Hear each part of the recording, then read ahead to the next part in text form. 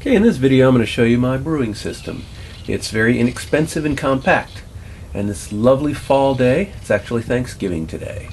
My brewing system is on the wall just inside my garage, and it's compact enough where I can park both cars in there. Everything's up on shelves, and the table that I use to hold the equipment is folded against the wall when I'm not using it. And that's the table right there.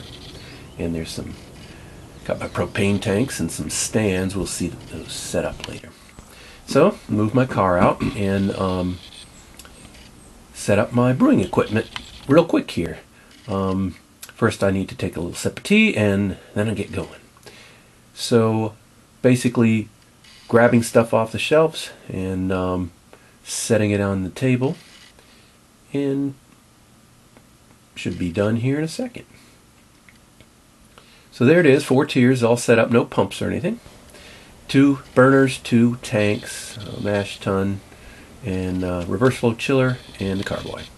So starting up at the hot liquor tank,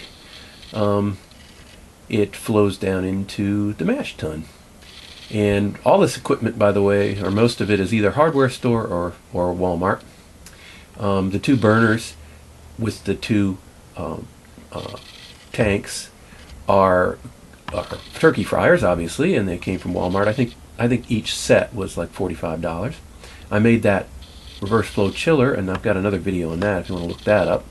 And then I got the Primo bottle on the floor, which captures the final fermentable. So here's my hot liquor tank. It's got a pickup in there that I made. I bought the fittings from bargainfittings.com, and I got the pickup. I made the pickup from stuff from Lowe's, a copper fitting. And you have to be able to solder and have the capability to do that if you want to make your own of those. This one's just a plastic cup, and it's got I got a float valve there so that when I do my sparging, I don't have to worry about controlling the inflow. That just controls itself, and it's sort of a set and forget. That float valve was about $9 at US Plastics. And I didn't put together my manifold to the bottom of the mash tun because it's sort of a pain in the neck to do, but I heated that CPVC up in the oven just gently to the point where it would bend, and then I bent it and cut some slots in it with my Dremel, and that goes together real good. I've never had any stuck mash. And that connects to a CPVC fitting and a brass fitting, and then these fittings, by the way, weren't even Bargain Fittings. This is just Lowe's. And again into another silicone tube to the boil kettle. So my boil kettle looks a little dirty in this video. It's not doesn't seem quite that dirty in person. Anyway, one of the things that I do again with the kit that I got from the turkey fryer, I bent this thing that's supposed to lift the turkey out of the oil. I bent it into a shape where if you hang it through the handle of the boil kettle, it sort of hangs in the right spot there, and with a 5-gallon paint strainer bag, again from the hardware store, you can throw your hops in there, and that works pretty good. So anyway, out of the valve and into the reverse flow chiller. That's like a 13-foot 1/4-inch copper inside of just a regular garden hose, and I hooked the chilling water up to one side, and then the outbound water goes to the driveway.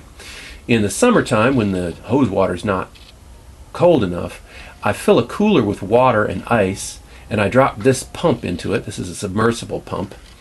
I'm not going to get into that anymore right now, but and this particular device is a hot box. The red thing's a hot box, and the other thing's sort of a heat exchanger that I put inside my mash tun if I want to keep the mash warm.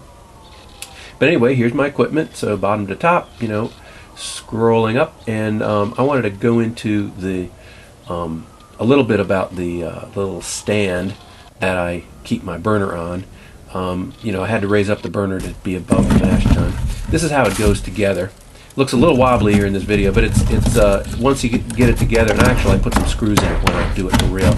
But it's sort of like egg carton kind of stuff, and you put your the burner right in those little indentations that I routed into the top of these 4x4 posts. So it works pretty good. Once it's sitting up there, it's pretty stable. I put a big jolt on it just to see if I can knock it down, and it's pretty stable. So anyway, here's my equipment on the shelf, the before and after shot. So it's sitting up all on the side of my garage, and nice and tidy, and I can park my car in there. And then there it is, all set up. So hope you enjoyed the video. Hope you're thankful for the beer that you can brew. I certainly am on this lovely fall Thanksgiving day, and I'm looking forward to brewing very soon.